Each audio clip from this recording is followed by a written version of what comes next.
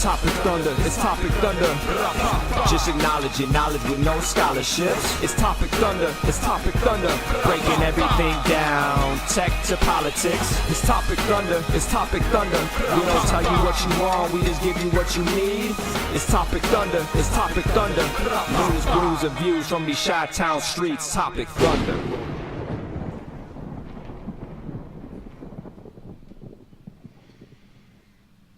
Welcome back into the program. We call Topic Thunder. Ladies and gentlemen, my name is Brooks, that handsome gentleman down there, with a full display of his Funko glory. Look at that, folks.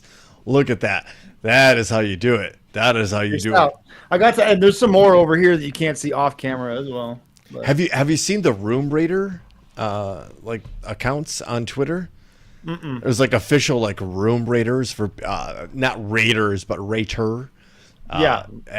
For people who do the work at home thing, and they rate the backgrounds. Oh, that's great. Yeah, right. It's a whole big thing. How mine would rate because it's pretty eclectic. I got Johnny Cash, I got hockey jerseys, I've got WWE Funkos, I've got that Japanese poster that Joe got me when he was in Japan. And there's another.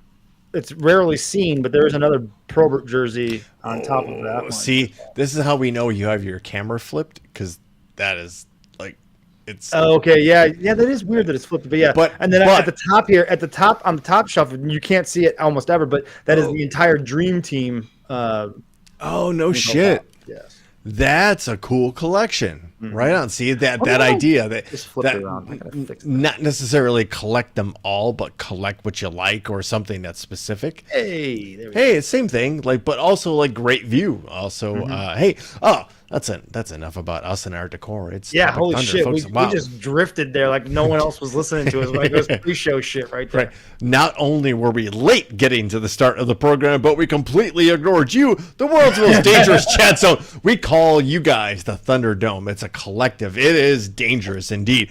And we've already got some VIPs. We've already got some luminaries in the chat zone. So you are already, if you're here, familiar with the game, the gambit, if you will. We're going to open a show by cheersing ourselves for just these days, just being alive and kicking one more day. Making it this far, baby. That's it. You made it this far. Congratulations. It's a Wednesday night, somewhat 7 p.m. Eastern Central. I think we should start doing it like the old WCW Saturday Night Show on TBS. Start at 7:05.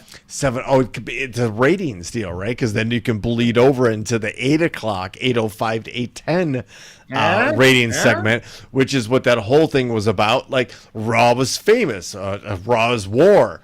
Right? Mm-hmm. Always went over just because USA was hungry for that ratings lead into the Monk, whatever show, whatever was after Raw those days. For silk stockings. Right. What was the two dudes? Brother. No, I'm going to lose it.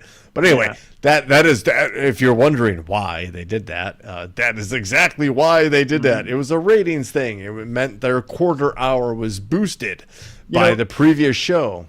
Before we get to the drink, speaking of ratings, I got to get this out of the way. Psych. What number? Psych. There you go. What number episode is this? 160 something ish.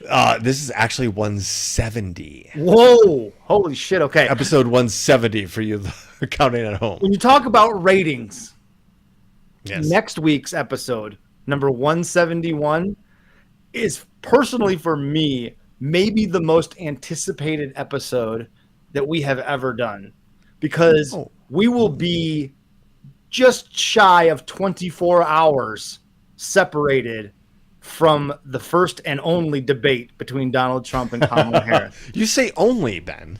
Nah, it's going to be the only one. There's only 60 some days left. So I think this is about what we're going to get. We're going to get one good show. We're going to get one good show. And next week, it timed perfectly because it's next Tuesday. next Tuesday night, which will mean that we are fresh and ready to go. We'll have a 24 hours to digest what happened. A buffer, right? A digestion let the cycle period, if you will. kind of run its course a little bit. Here's some different, and then we'll come at you with our opinions and what happened.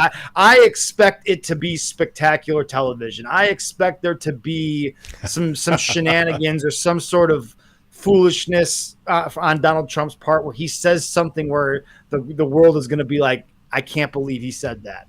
I think that there's a possibility that he says something along those lines or something.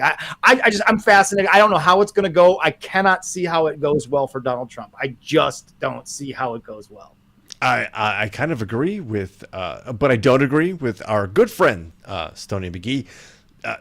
It's never going to happen.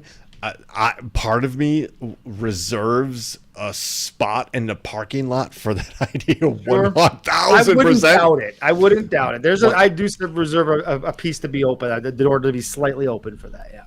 Yeah. But I also agree with what you're saying, Ben, is that it might be one and done for only one and one reason only. That at this point, let's admit that the former president, the 45th president of these United States, Donald J. Trump, has handlers. And I don't mean that in the same vein as advisors, right? He has handlers. And there's a difference there. It's a very subtle difference if you want to split hairs. The difference being advisors give you their opinion. And if you're a good leader, you want as many expert opinions in the room as possible to inform your ultimate decision, right? You want people to be like, I see it like this. I see it like that. What about this? I haven't thought about that. That's the point of having a good leadership group. The difference between advisors and a handler is going to feed you what you're going to say or promote what you've already said and just say, go get him, get out there, you son of a gun, you're gonna get him. Bah, right. Yeah, so not to derail us too far, but I am highly anticipating next week. Everybody tune in. We want to hear everyone's opinions on this. I think it's going to be must-see television. I think it's going to be something that we're going to be like, wow, that's going to go down in history as like either a debacle or something. Something is going to be there's going to be a big story, no doubt coming out of that. And it kind of bucks the recent trend of these types of political situations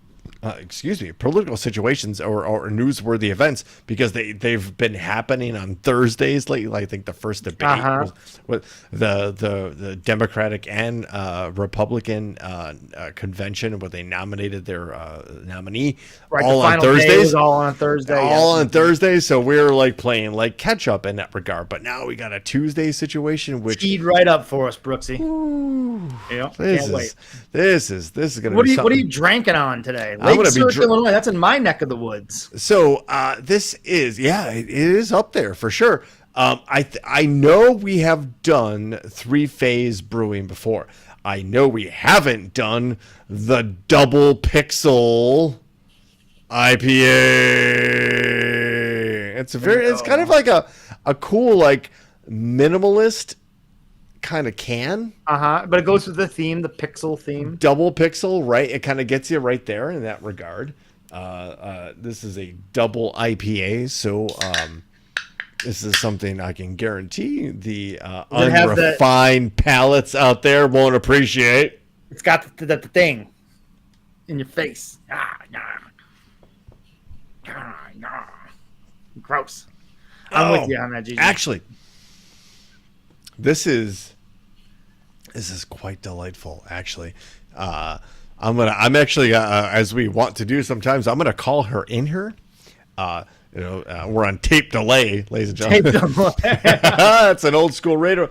But this is leaving my mouth salivating. It's like juicy. It is. Whoa, because that's what we are.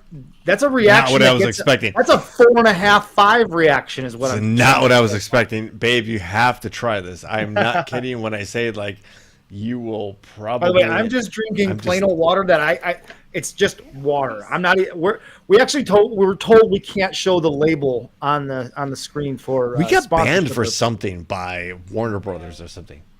No, you don't like that? Oh, Thumbs down. anonymous thumbs down. Okay, so All right. It tastes this, but like it tastes like the LaCroix version of this. she said the LaCroix version of this. Oh, so it's like just burps. It's like A little light, I guess, but yeah. this I like this beer. This is All right. Well, it's a new. cheers to you. Yeah, one more sip, and then we need to get some Brooks bolts, and then we got. We're gonna go with 3. Yeah. Go with a solid 3. Okay. It's not. It doesn't have enough of the bite to give it that 3.5. Gotcha. As far as like what I like in a beer, but it doesn't matter what I like in a beer. What matters is what you guys came here to do, and it's just talk about the news, or more specifically, how we've curated the news for you, which no other organization does. Nobody else prunes the stories like we do. No, sir. And I say that in jest because they all do, and we're just trying to filter through the bullshit. To be honest with you, Ben and I have a lot of experience in the news realm, and Here we go again. There are a lot of times where we cover stories and they're new and they're invigorating. It brings light to a problem we hadn't heard about before, and encourages new solutions and refreshed thought processes. Mm-hmm. And then we hear about what happened in Georgia.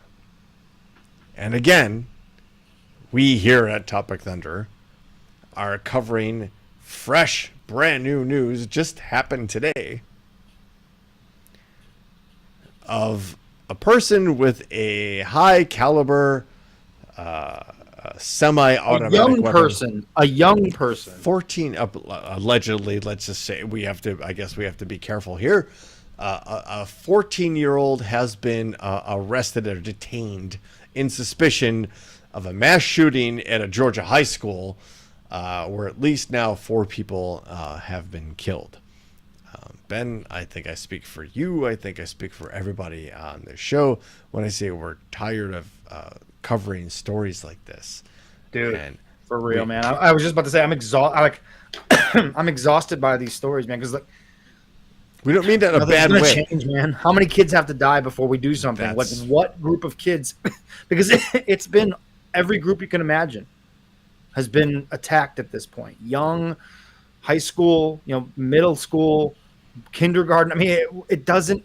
Nothing seems to register. White, black, brown, people of color, all across every spectrum, wealthy, poor, everything. It literally has hit every demographic. you can And think of. not once has it inspired everyone to get on board. We're still at that place where there's it's impossible to get enough people to say that it's something that they want for politicians to take it seriously and actually do something about it. There's a large segment of this country that still is like, yeah, that's awful, it's terrible, thoughts and prayers, but I still don't want a registry. I still don't want an age limit. I still don't want a limit on weapons. I don't want any sort of limits, restrictions, tracking, safety measures, nothing. Don't do anything. Don't touch my guns, but thoughts and prayers. This is awful. That's where we're at. In a negotiation and in any professional environment where you have a disagreement on policy, whether it's the healthcare environment, whether it's the auto sales environment, whether it's the financial environment, whenever you have a disagreement, the person who loses the discussion is the person who goes, well, I don't know. and doesn't offer a possible solution. And no problem is ever fixed until people start offering possible solutions.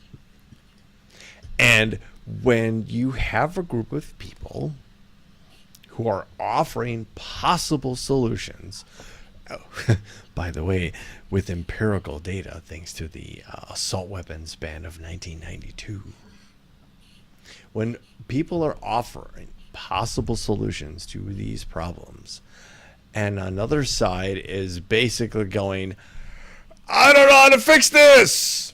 Right. But fuck you, and fuck you, you're infringing on my rights. Fuck you.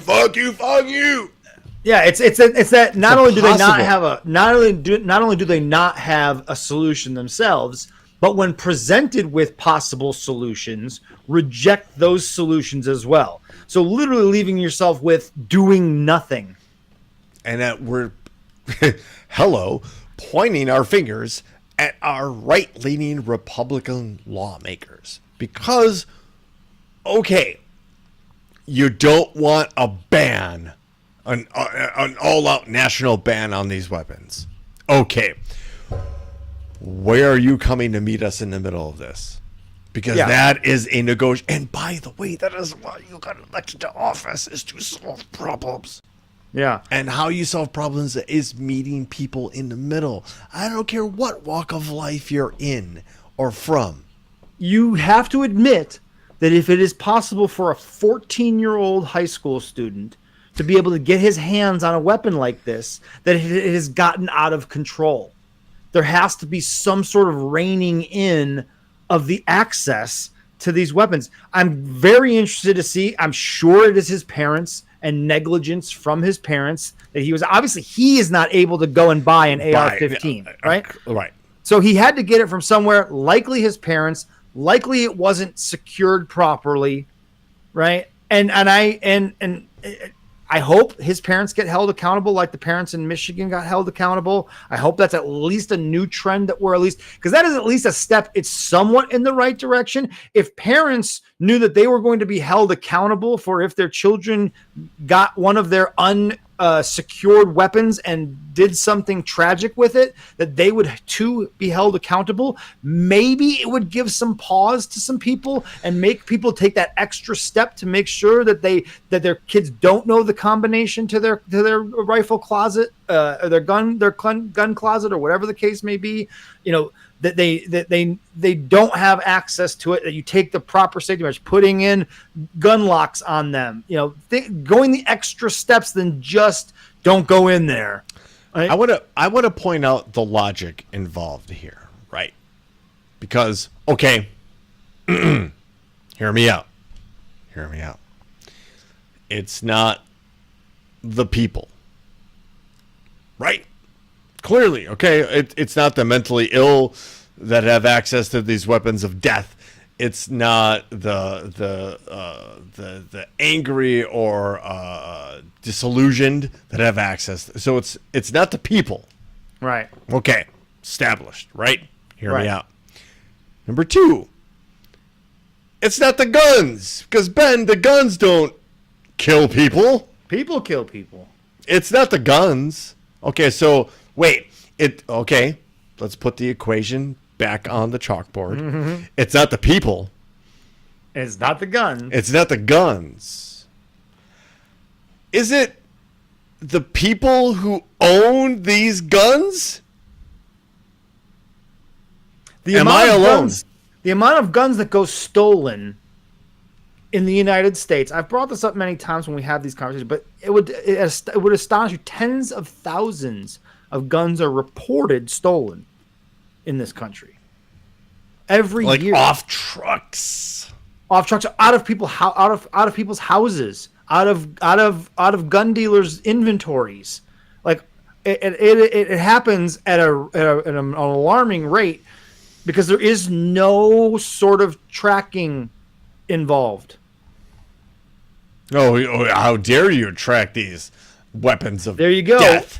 Adrian makes a great point. A lot of these kids realize, especially down here in the South, that people keep guns in their cars, and they break into their cars and they steal their guns out of cars. There's a complete lack of real gun safety in this country. And it's crazy that the NRA is as powerful as it is and does not do more to promote what they are supposed to, which is gun safety and proper gun usage and gun ownership. They're not teaching that. They don't, and they want to loosen. Again, we're at the point where you don't even need a license in some states to buy a gun. You don't have to have gone through any training whatsoever. Vendors can sell automatic weapons. You can't get a driver's license. You're not supposed to be able to buy a car without a driver's license. Right? You're not allowed to get. You're not supposed to be able to literally buy a car without a driver's license. I feel better in that regard. I feel better with somebody who can't drive a car. Right? But there's no such thing. You don't need any license to own a gun. And you can own as many of them as you want and as much ammo as you want under the precipice of, or the auspices of, the government may turn against me and I'll have to defend my family from the U.S. Army. Right. I'm going to have to try to shoot down 100 drones that are going to come on completely. This is where we're at. And what the result is more fucking shootings at schools because we're so entrenched in our Second Amendment rights and we're draped in that fucking amendment that and not realizing what it actually says and how it reads. We don't care about that. The Supreme Court also didn't care about how it actually was written, commas and proper punctuation and things of that nature. Doesn't matter. Nope. But we're so caught up in it and we're so resistant to anybody putting any sort of rails on gun ownership that we're willing to tolerate children dying over and over again to the point where we're all numb to it. We're all numb. Biz said it in the world's most dangerous chat zone. That we're kind of desensitized to it. Yeah. And that's sad. That's a sad state of affairs. It's terrible. It's not a reflection of the problem. It's a reflection of us, actually. Yeah. However, I think the broader discussion here trends not towards the licensure and restriction of gun ownership, which clearly needs to happen. Reform is desperately needed in that area. The thing that we're not really talking about here, and not we, because we're an enlightened folk here on Topic Thunder, but the broader discussion of mental health in this country is not being addressed. Why does a 14-year-old want to walk into his school with an automatic weapon? I don't give a fuck what you say, but the AR-15, it's semi-automatic bullshit. Fuck you. Fuck you. Right. Semantic bullshit. Yeah. Semantic bullshit. He was able to pull the trigger and fire multiple rounds per trigger that killed at least 4 of his classmates. Why does a 14-year-old want to do that? Right. Why? I'm sure we're going to find out in the coming days and weeks. Yeah, because he didn't take his own life, which is different than in a lot of other cases. Most other cases, frankly. We're going to hear a lot about his mental health. So maybe we'll actually be able to get a look inside his mind and get an idea. I don't know. But the gun-controlled interests of the mainstream press, like, all right, we're not conspiracy theorists here, but we'll admit what it is as it is. Like, are we going to hear what drove this child to bring a weapon of war into his school and assassinate 4 of his classmates? That's what this is. There is some low-hanging fruit, so to speak, when it comes to this. Like there's a good chance he was being bullied, or he was being shunned, or he was an outcast of some sort. That's the easiest guess at this point. And that's why JD Vance has a following. Hey, not to make an awkward segue, but we're going to make an awkward segue. But have you heard the one where today the United States filed charges? Your mic switched. God damn it. Mic switch. Oh, it does it on its own. It's got your mics have a mind of their own. I was like, I'm not gonna talk until I get it right. I even put like a little boost on top of the USB port. Maybe that's the problem, but I'll just order a whole new USB array and we'll be done with it. But like I was saying, this headline seems awfully familiar. Hey, there he is. Have you heard this before? And Biz clearly has.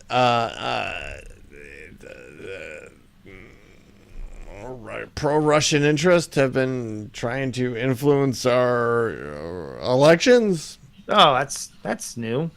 Yeah, what's not new is that finally. Hey, where were you in 2016? Anyway, or 2020. Hey, I guess we'll have to take the 8-year lag to get to the point here. But finally,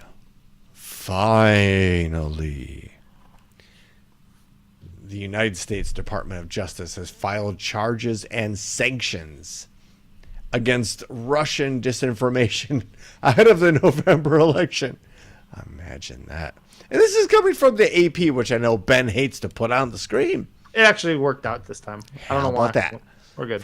From Washington, D.C., hello. The Biden administration seized Kremlin-run websites and charged 2 Russian state media employees in its most sweeping effort yet to push back against what it says are Russian attempts to spread disinformation ahead of the November election. Again, just how the AP presents that information is very dulling and very vanilla. Right. In its most sweeping effort yet to push back against what it says are fuck you, AP.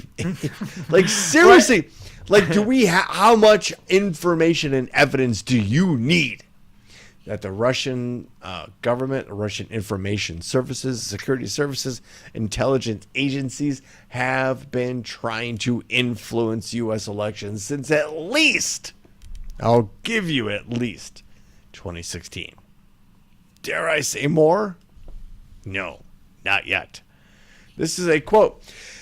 The Justice Department's message is clear. We will have no tolerance for attempts by authoritarian regimes to exploit our democratic systems of government.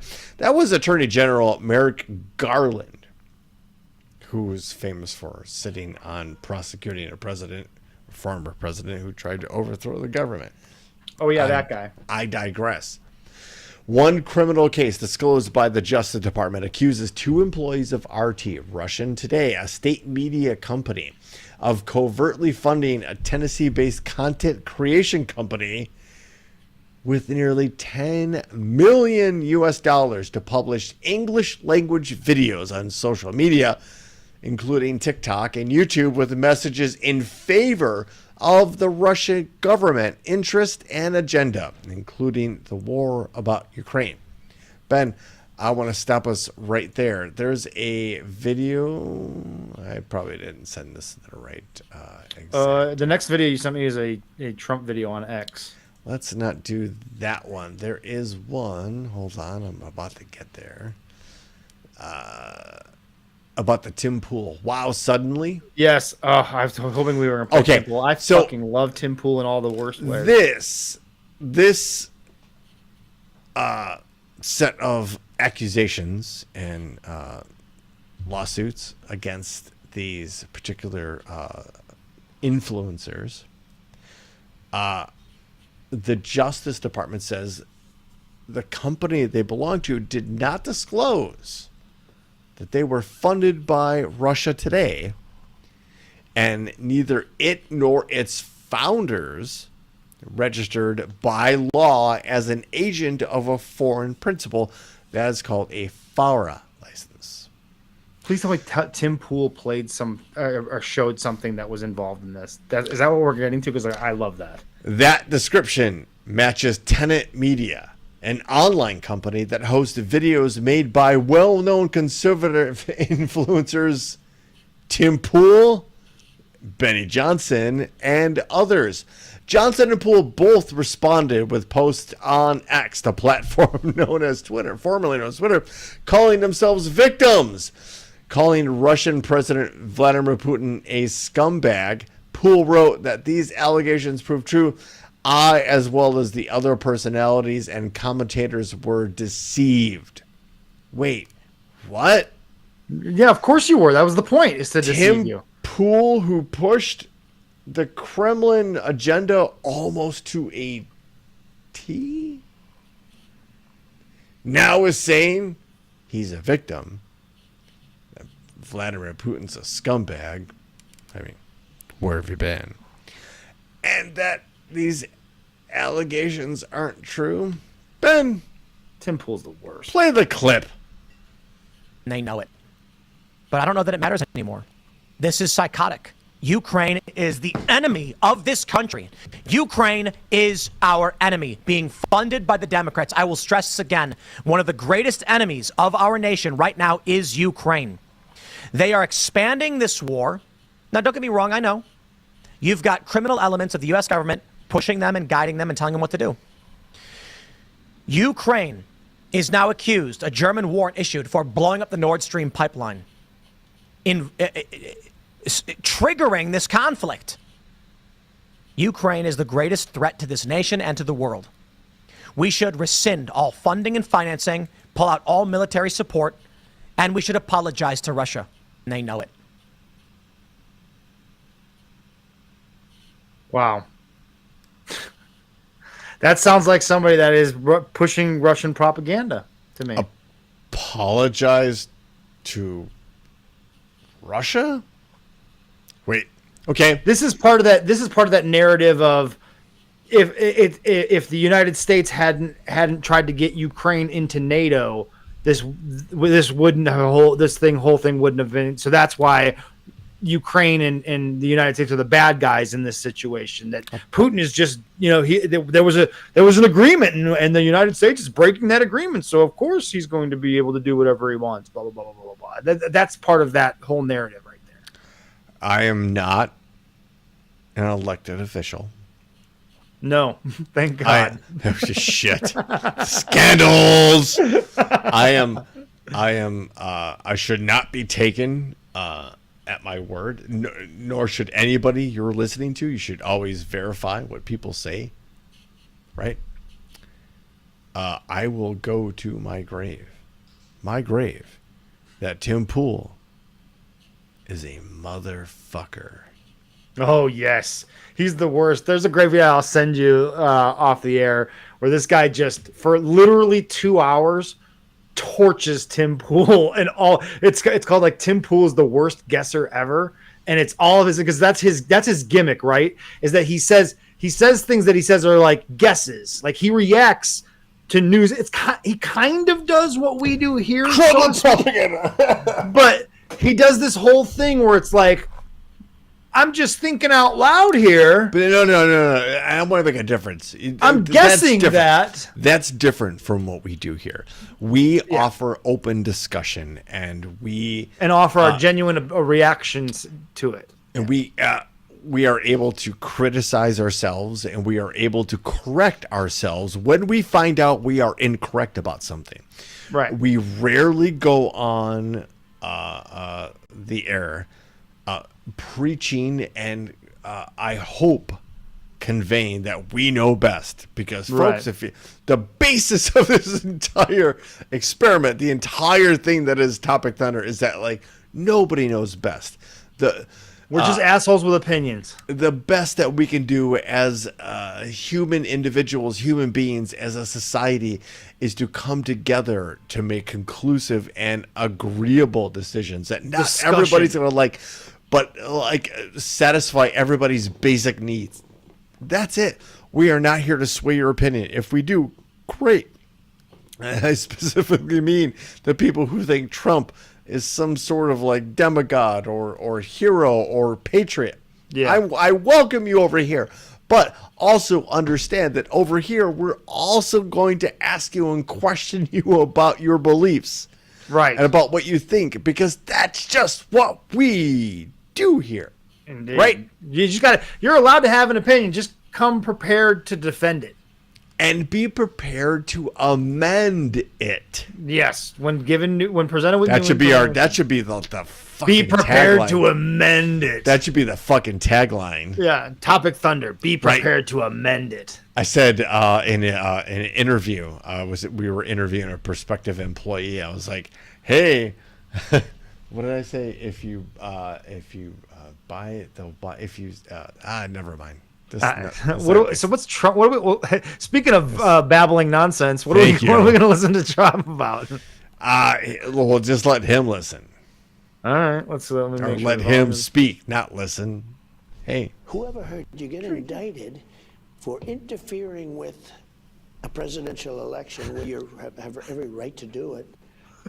You get indicted, and your poll numbers go up. When people get indicted, your poll numbers go down. No.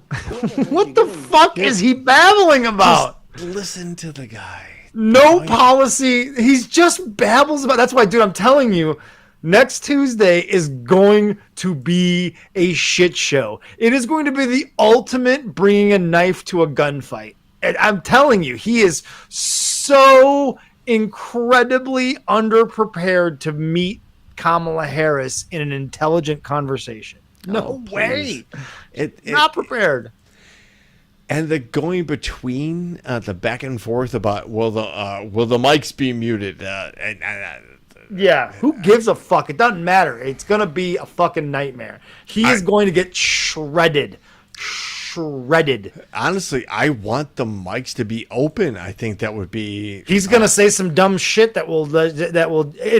If the mics are open, there's no danger of Kamala Harris saying something dumb when the mic is open. 0% chance that happens. Right? She is going to be composed. She's going to be level-headed. She is not going to let him get to her. She is then going to turn around all the bullshit that he throws, and then she's going to spend her time saying, here's why all of that is fucking nonsense. With all hope, she keeps the discussion on policy. Yes, because he can't match her on that. And just ignoring the rhetoric, but also, which she's actually really good at, taking her opportunities to take a knife and just put it in there, right? It would be funny if she called him a motherfucker at some point. You motherfucker. You know what, Donald?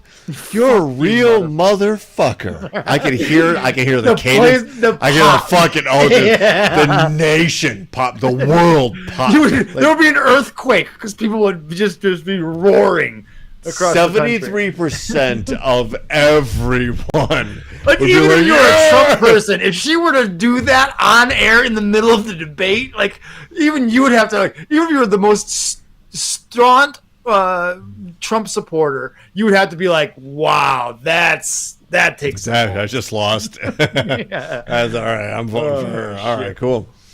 What else we got? What is this next video? As if you needed another reason to consider this particular person's valor and sense of character, morals, if we will. We've all heard the blip, and I say blip respectfully, regarding the Trump campaign's visit to Arlington National Cemetery. Yes. Specifically, Section 60, which holds the graves of our fallen soldiers from our most recent evacuation from Afghanistan. A hot topic, not to coin a phrase, I guess, but certainly a touch button issue for a lot of our friends on the right side of the aisle. Mm-hmm. We have made it possibly heard. There may have been complications with this particular visit, I can't possibly imagine what it is like to have lost someone in war, a spouse, especially, like somebody that, like, okay, both of my grandparents fought in, World War II. That's different, right? Right. It's not a spouse. It's not somebody I dated. It's not somebody I fell in love with. It's not somebody I married, decided to have children with. Oh, and by the way, their job is soldier, right? And to go through all of that, all of those life experiences, and then to lose that person in the theater of combat somehow, is one thing, right? And a place of honor is designated. Right, left, I don't care at this point, right? This is sacred ground. Arlington National Cemetery is sacred ground. The tomb of the unknown soldier, the limestone tombs and headstones of all of these persons and soldiers that gave their lives for the things that we have today. And I get it. People might be like, well, look, there are a few countries. There's only one country truly in the world that we can have this current conversation without any repercussions. That can change in the next coming months, to be honest with you. Be careful. Right? And these are the people that would be de facto in charge if, dare I say, the wrong decisions are made. These are the people that visited Arlington National Cemetery, from the widow of a fallen Marine who's buried in Section 60 of Arlington National Cemetery. John Kelly brought Donald Trump to his son's graveside, and he can be seen in a sea of cameras directly behind, adjacent to your husband's grave. Your husband is buried in Section 60. Directly behind Lieutenant Kelly. Lieutenant Kelly was actually Derek's platoon commander. And when Lieutenant Kelly died, it really rocked Derek. He actually had been able to call me. And so when that picture came out, I was instantly infuriated.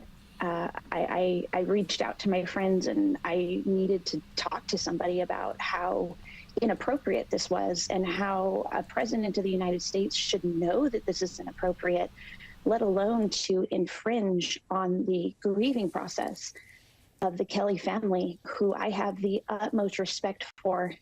And so this doesn't end for us. However, our stories help to shape our to-be-told history. Arlington National Cemetery is a visible reminder of the dead who made this country possible. It is also a reminder of the finite room that we have to store honorably the dead from our battles. And it shouldn't have to be explained that this is not an opportunity for a photo op.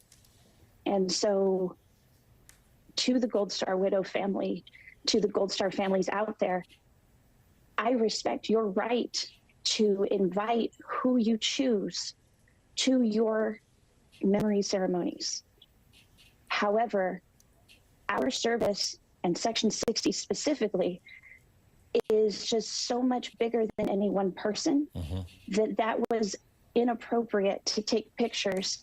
And when you are still young or new to this widowhood of the military, it's important that you understand why we have the rules we have, which was what that staff member was trying to enforce. And in my eyes, protect my husband and his honor and his memory. And they were rough handled at best and assaulted at worst by the Trump campaign, because they wanted the entitlement of that honor without ever even, most people can't serve, and that's okay. You can serve in so many different ways. But Donald Trump made his views very clear to General Kelly, what he thought of veterans. And I believe General Kelly. I believe a man of honor. I believe the Kelly family. Donald Trump is not only a felon, but a known liar and a con artist. And Whoa. Yep. There you go. That is- Blast him. Which is Good for her. Somebody needed to speak up for on behalf, because it's one thing for a commentator or just people on social media to give their opinions on the subject, but ultimately it doesn't matter what anyone else's opinion is, really, other than the families of the people that lay there in those grave sites. So it was good that someone like her needed and good on her to be able to eloquently put in words why she felt the way she felt, and not just to say, just because I don't like Trump, I didn't want him to be there. That wasn't what it was about. While she did also make it clear she's no fan, right? She said it's about something bigger than a photo op. So good on her. Speaking of bigger, I'm glad you said that, because here's a story adjacent to this whole thing, that a Russian lawmaker is calling the U.S. election meddling claims pure rubbish. No, I bet. Oh, Russian lawmaker I thought I recognized Maria that name. Butina. The one that slept with all the NRA guys? NRA guys? Not just NRA, but high-ranking Republican officials. Oh no! Allegedly, That one. That one. The same. Got The it. same Maria Butina who spent 18 months in U.S. jail, and then she seems real trustworthy. Let's this lady right here. Let's just go into this story from our good friends at Reuters, who may or may not be compromised.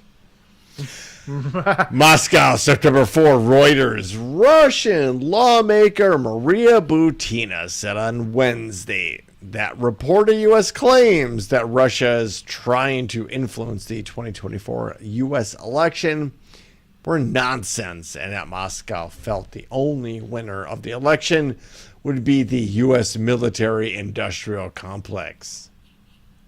Butina, who was responding to a CNN claim that the United States plans to accuse Russia later on Wednesday of campaign influence during the presidential election, using online platforms to target American voters with this information. Wait, what?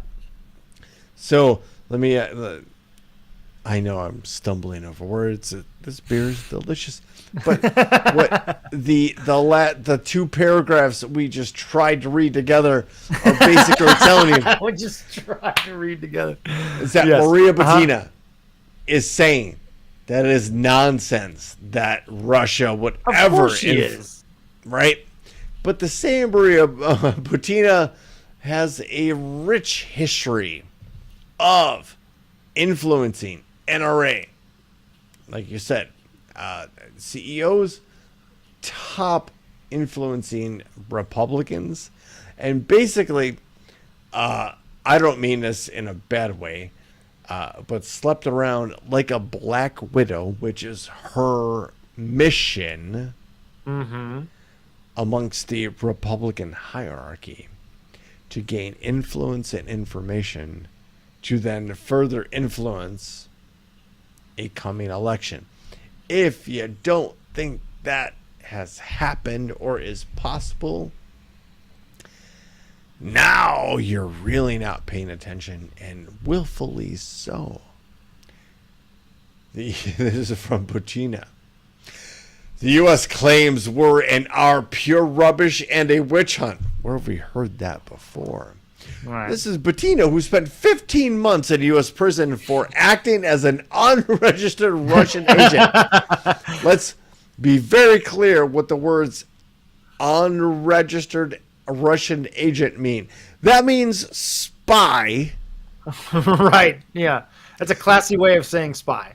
As a nefarious weapon being used and covertly described as an unregistered Russian agent who is now a lawmaker for the United Russian Party. This is what she said. Russia thinks it doesn't matter who wins the U.S. elections. The only winner is the U.S. private military industrial complex, and that is what matters and nothing else. Wow! Now, You are not wrong. Yeah, I was going to say, there might be some truth in what she's saying there. You're not wrong. Yes. However, I do not trust you to be on the side of, well, let's fix that for the sake of it. Right, exactly. Right? Yeah.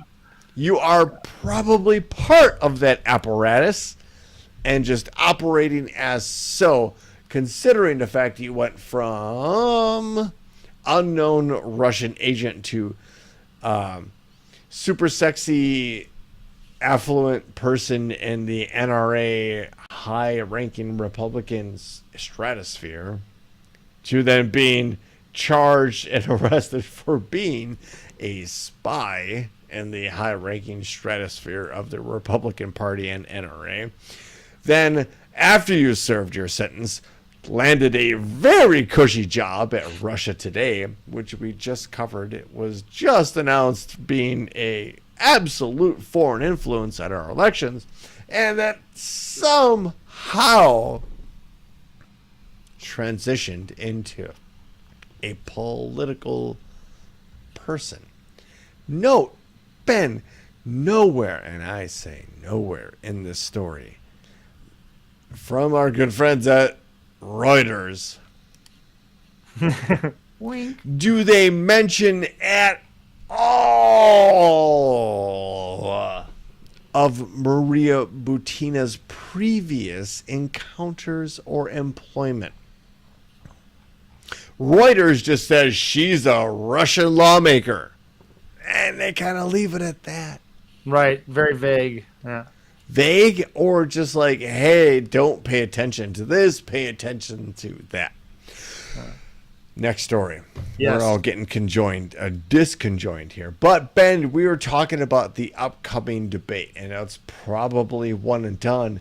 The Waltz Harris campaign just released in a statement what they think would be 10 good questions to ask. At the town hall on Fox with Sean Hannity Which is actually happening right now as we speak. So I can assure you all 10 of these questions will not be asked. Because number 10 is, why should a twice impeached, 34-time convicted felon found liable for sexual assault be allowed anywhere near the Oval Office? That's the first question, and that's number 10 on the list. Number 9, do you regret choosing J.D. Vance, the most unpopular VP choice in modern history, as your running mate? Number 8, is Hannibal Lecter a real person? I would love for him to answer that, because he talks about him as if he's a real. He believes the late great Hannibal Lecter. Yeah. What? Number 7. Will you terminate the Affordable Care Act in your second term? What about Social Security? Which is a great question. It should be all of the questions in the top 10. Mm-hmm. However, number 6. Why did you side with the cartels over Border Patrol to kill the toughest, fairest border bill in history? That's an interesting way to ask that question. That's a very loaded way to ask that question. I like that. Number 5, will you apologize to the millions of veterans, active duty service members, and their families calling soldiers killed in action, suckers, and losers? Yeah, I wonder why nobody's ever asked him that. Number 4, do you agree with the top economic advisor who said he has doubts about the child tax credit? Number 3, why do you want to raise cost on middle-class families by nearly $4,000 a year? That's his tariffs right there. Tariffs. top-end tax cuts. Number 2, will you sign a nationwide abortion ban like the one you plan to vote for in Florida? What she said, actually. And number 1, why do you pretend to, quote, know nothing about Project 2025 when over 100 of your former and current staffers were involved in its creation? Are you praised by the organization behind 2025 as the groundwork and detailing plans for a future administration? Yeah, he does not want to answer. His handlers, remember we talked about handlers earlier? Handlers? His handlers do not want him to have to answer any of those questions whatsoever. And as Gigi said, number 11, how do you feel about the Oasis of Union? It will never happen. Yeah, and you know something about brothers getting along and making it happen. Just trust me, folks. It's just You have inside firsthand information. let me put it like you already made your money on the friction. Let the rest go. Yes. Speaking of friction, Yes. Speaking of friction. hundreds. Oh, actually, we're gonna jump ahead. Actually, Ben. Okay. Because All right. we're kind of running out of time here. But Yeah, I no, wanted to you're let good. everyone know there are hundreds of ancient viruses We have talked about this before. that have been discovered deep inside a Tibetan glacier. God damn it. Here we go. Don't like global warming? Don't like the idea of ice caps melting? Well, you're goddamn right. Scientists have unearthed the remnants of more than 1,700 Oh my God, viruses we're so fucked. from deep inside a glacier in western China. It's just Oh, so now and they're from China. right. So you can Son of a bitch. You'll probably double the number and probably confirm that it's already on the loose. Anyway. Most of these viruses are new to science. Oh, even fucking better. When you hear those words, that should perk your interest. New Son to science. of a bitch, here we go again. Ryan Hansen is here, and he told me he was not going to be here. He was. Because he was going to do football draft. his fantasy football draft, right? And put them back. Unfortunately, Sir Aaron, Chompy Mage. Unfortunately, yeah. There's no This putting is it one back. of those things where we can't kind of put things back into the closet, right? Son of a fucking bitch, man. Hey, this has nothing to do with anything, but the next story I was going to mention was from our very own Chicago Sun-Times. How the Legionella bacteria was found in the EPA office's drinking water. I'm sorry, what? Legionella bacteria, which causes Legionella disease. Legionnaire's disease. Legionnaire, thank you very much. Which is like a hyper advanced and aggressive form of pneumonia. Oh, fuck. Was found in the drinking water at the offices of the Chicago Environmental Protection Agency. Go figure. That's because Employees are demanding the problem be fixed. Yeah. Fucking yeah. So when you hear stories about sitting President Biden touting the wins of the Infrastructure Act, understand that replacing these ancient lead pipelines is part of this project. Legionnaire's disease thrives in hot tubs, says Ryan Hansen. All I know is that Ed Schumann, legendary Chicago wrestling person, Promoter, yep. died of this or complications thereof. So Really? I didn't know that. shout out to Ed Schumann. Yes. Which I didn't think was going to happen. I didn't think those words were ever going to be uttered on this show, but okay, I support First that. time. Ed was a good dude, man. I'll be Yes. honest with you. He was a good dude. Helped us in a fledgling lunatic wrestling federation design and create our championship belt. True story. There you go. I had multiple conversations with Ed Schumann. Anyway, of course, when you get nominated for a presidential role, there are obvious people who are going to come out of the woodwork, right? Mm-hmm. And just good or bad, members of your family kind of do things. Sure. Be it side with, I don't know, a sibling who tormented your parents and continually asked for tickets from your elderly uncles. Anyway. Maybe something like that. Maybe something like that. This is from our good friends at The Independent. Tim Walz's family shares image supporting Trump for president. Let's put on our media literacy caps right now, because this is The Independent and we have to be careful how we view things. Members of Tim Walz's extended family have shared a video or photo wearing t-shirts in support of former President Donald Trump. The image of 8 relatives shows them wearing grammatically incorrect Walz's for Trump shirts, standing in front of a Trump 2024 flag that says, I want to say rag, but I said flag, take America back. This is, let me be very clear as I scroll down. This is, hold on. Let me, I'm going to. When they say Walz's family, right? This is the family of his great uncle.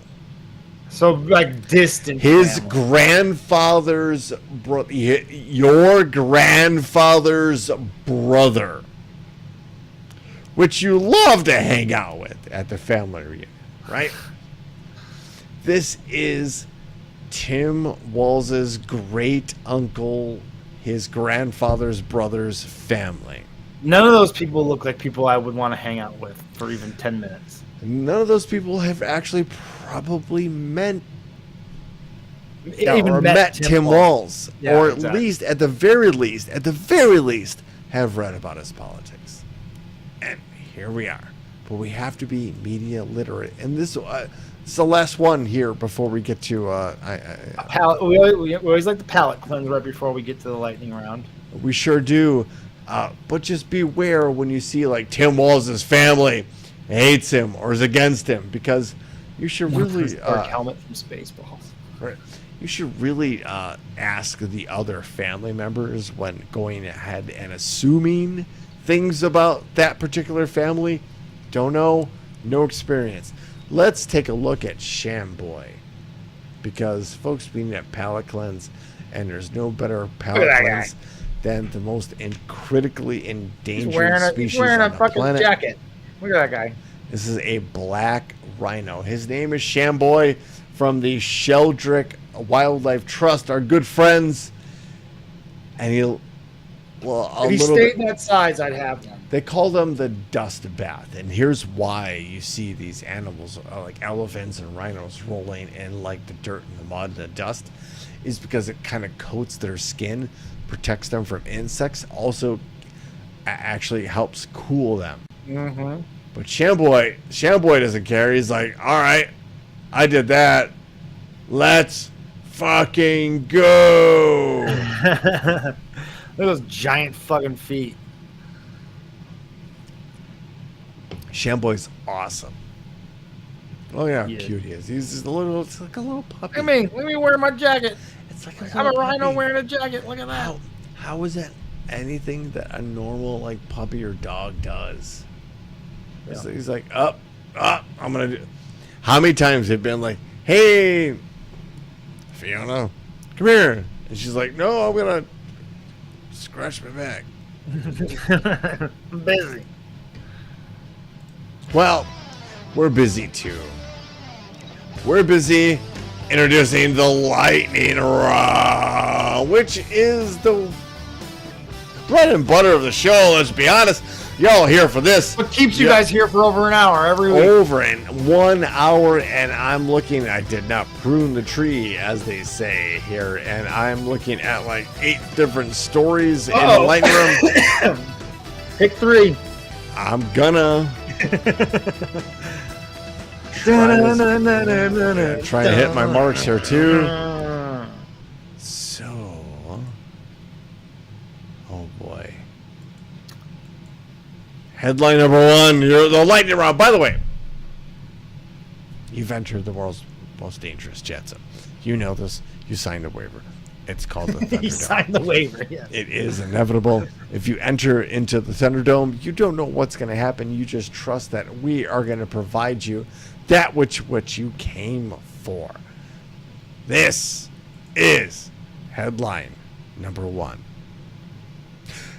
A remote indigenous tribe kills 2 loggers encroaching on their land in Peru.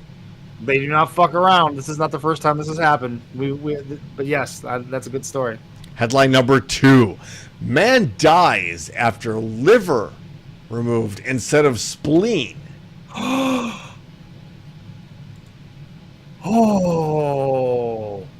And that's awful.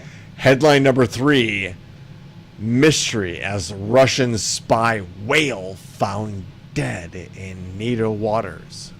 Russian spy whale? It's a lot to take in. It's a lot to unpack there. There is a lot to unpack there. Holy shit. Wow. We've covered the whale, actually, by the way.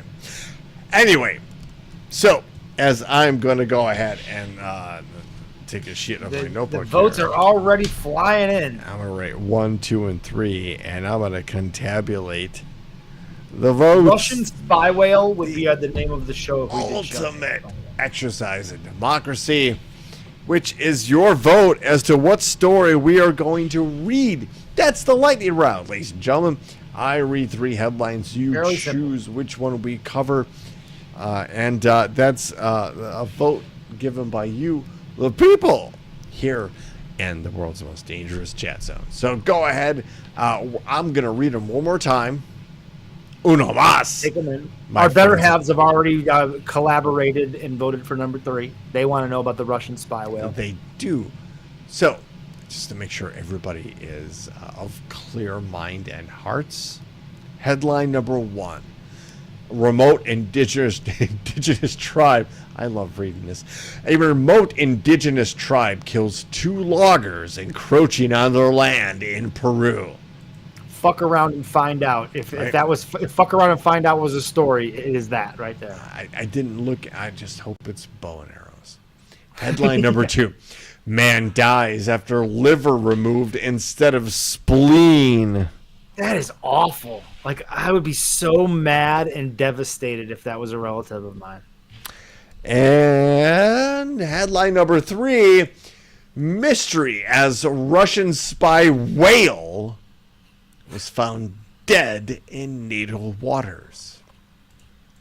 That's crazy. It's hard to fall out of a window as a That whale. sounds like something we would have talked about in the regular show too. It could have crossed that story right there could have crossed over. It might. I understand why if the investigation goes that far. Hold on. Alternate headlines. It's log. Everyone wants a log. I need my organs. Oh, it's log. Everyone wants a log. I need my organs. And Dr. Asshole smoked porpoise. So that's it. All right. We got number 1 is definitely not going to win. No. And we're number 2 looks to be the leader, but number 3 we're a tie is, right now. Oh, so young Aaron. Oh, there he is. Australian guy out of nowhere. Yes. We can always count on him just come out of nowhere. And it's like he, she, I'm assuming it's a he. That's a total assumption. They wait until their vote may matter, and then they bam. Ryan Hansen's going to vote for number 2 as well. It looks like number 2 is going to take this, I think. It is 5-3. We're going to call it right now. So headline number 2 wins. Man dies after liver removed instead of spleen. And this is a headline from U.S. Today Network out of Florida. Go imagine that. Imagine that. A never event is one that professional agrees should never happen during surgery. It's the stuff of nightmares. Someone goes in for an operation and a fatal mistake is made. An Alabama family is living the nightmare after a surgeon removed a man's liver instead of his spleen in a Florida hospital, causing the patient to bleed to death in the operating room. According to Zazur Law, the law firm investigating the death, and the family's attorney. It wasn't the first time a similar error was made by the surgeon. What? Quote, it is one of the most egregious cases of medical malpractice I've ever been involved with. The attorney, Joe Zazar, said civil and possible criminal charges are being considered. Such an error is unusual in the United States. It sure is. A Johns Hopkins study said that operations take place on the wrong body site at least 20 times a week. Let's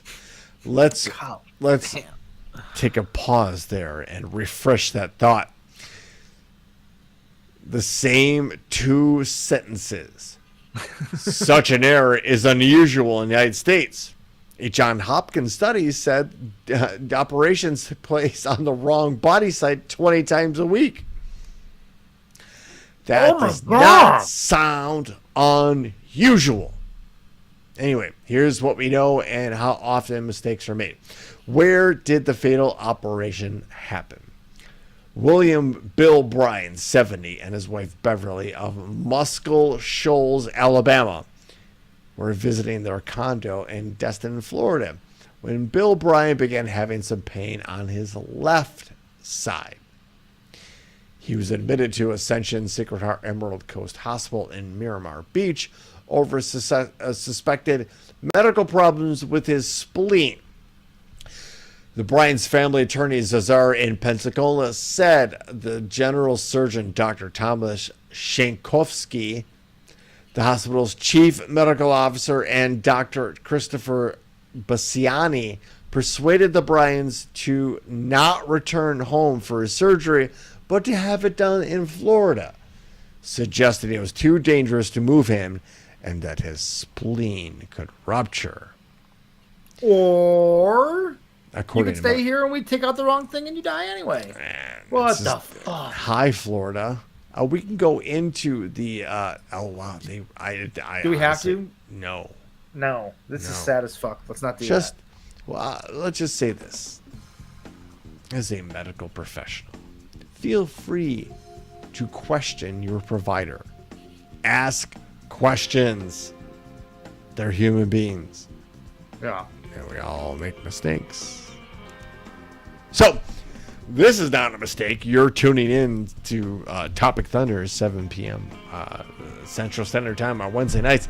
No mistake that we have come to some sort of nirvana in our discussion, because we all can probably agree on we need to talk more. Yeah, more discussions. More discussions. More ideas need to be brought forth and then discussed and not shouted down. Facts matter. The truth matters.